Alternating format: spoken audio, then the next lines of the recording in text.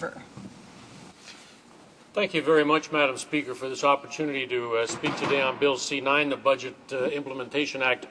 And I'd like to spend my time talking about some of the things that are in this Act, but some of the things that are not in this Act, and things that should be discussed. I certainly appreciate the comments of my colleague across the way, and thank you very much for those comments. But let me just talk about a couple of things that are in the budget that are going to create hardships, not just for people in Thunder Bay Rainy River in northwestern Ontario, but right across northern Ontario and other regions right across the country. First of all, the increase of 50% in security fees in the airline tax. That's one of those hidden things that people are going to get hit with. Of course, HST on financial services, we've talked about that before, some of the problems. The employment insurance, now, you know, that's of particular interest to our party and to myself and to our member from New Brunswick, who was the critic in that area. And what this Budget Implementation Act does is it empties the employment insurance account, which held a surplus of roughly $57 billion, money paid by workers and employers, built up over many years, and of course it empties that account once and for all, and it's one of those things in this budget. You know, people talk about this budget being a budget that says nothing. There are a number of things in here that we need to be aware of. Pensions, of course, very little said about pensions. I suspect that our Minister of Finance is now going across the country. He's going to be getting an earful about pensions.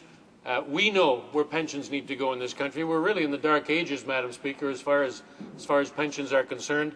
The NDP has a plan. We've put this forward. The Minister of Finance is aware of what we're talking about when we need to reform the pension system.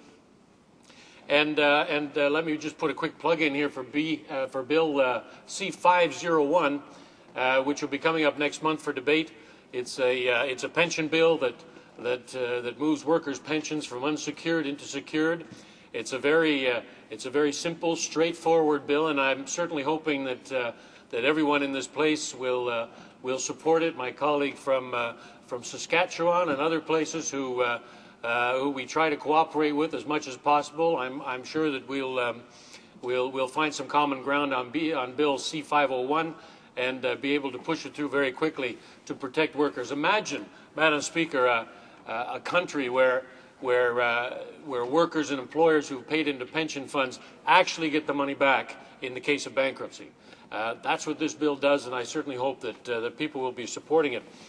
There are a couple of other things that are in, and I don't want to be completely negative when I talk about the budget, but the budget does extend the mineral exploration tax credit for another year. That's good. I'm glad that the government has done that, and the government is at least making a couple of steps forward to fight contraband cigarettes with a new stamping regime. That's a good thing, Madam Speaker. And it also budget also enacts certain payments to some charities like the Canada Youth Business Foundation, the Rick Hansen Foundation, and some others. That's a good thing also, Madam Speaker. But let me move from examining I guess the propaganda of the budget speech to the nuts and bolts of C-9. Now we see that the Conservative government continues to sell out our long-term interests for questionable short-term gains.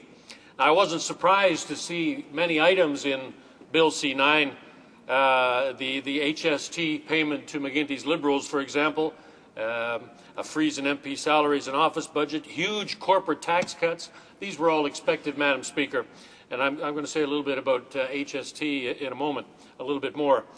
But buried deep in the 904 pages of legal jargon that is Bill C-9, there are also provisions that eliminate the need for environmental assessments for stimulus projects, enable the sale of Crown assets like Atomic Energy Canada, and an increase in the export tariff penalty for Canadian forestry producers.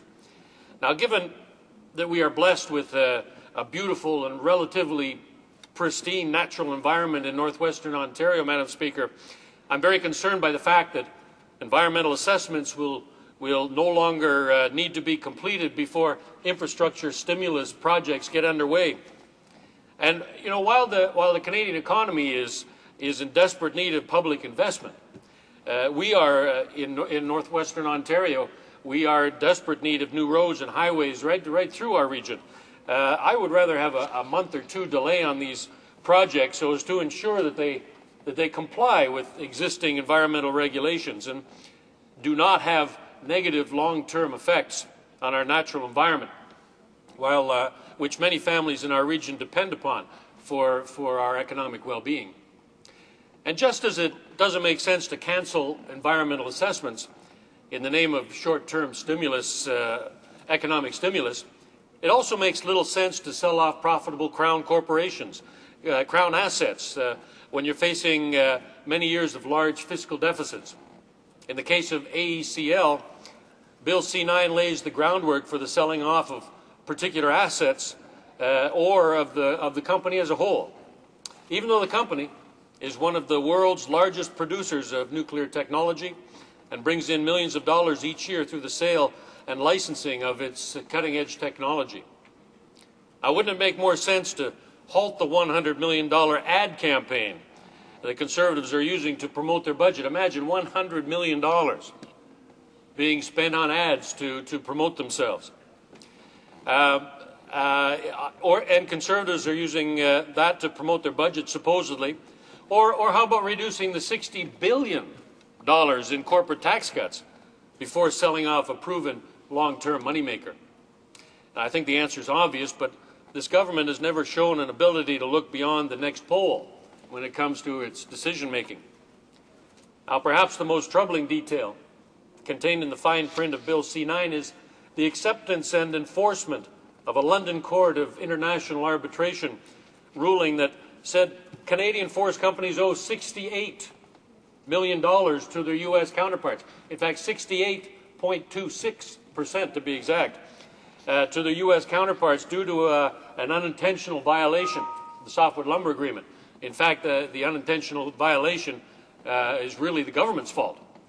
So to comply with this ruling, the Conservative government included a provision in Bill C-9 that increases the export tariff on softwood lumber products from Ontario, from Quebec, from Manitoba and Saskatchewan by 10% immediately.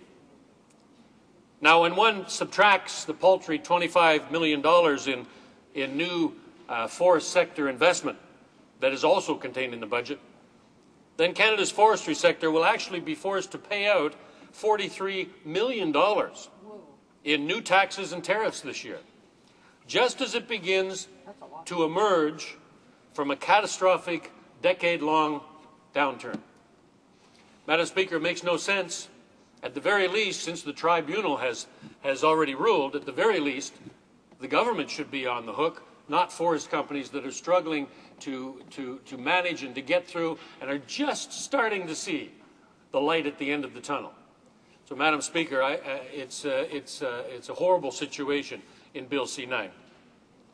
And so by eliminating the need for environmental assessments on infrastructure projects, selling off profitable assets while running massive long-term deficits, I talked about AECL, also contained in Bill C-9, Madam Speaker, is the beginning, the thin edge of the wedge in starting to dismantle Canada Post. And all the fine workers, all the fine public sector workers